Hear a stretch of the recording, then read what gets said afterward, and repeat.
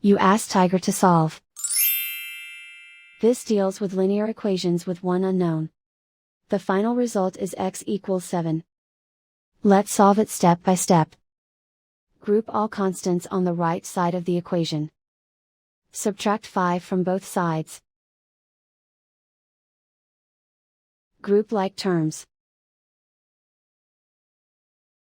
Simplify the arithmetic.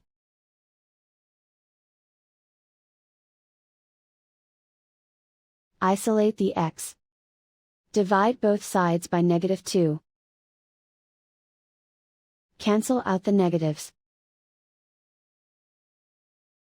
Simplify the fraction.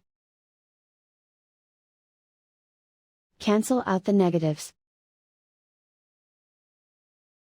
Find the greatest common factor of the numerator and denominator. Factor out and cancel the greatest common factor. And so the final result is x equals 7.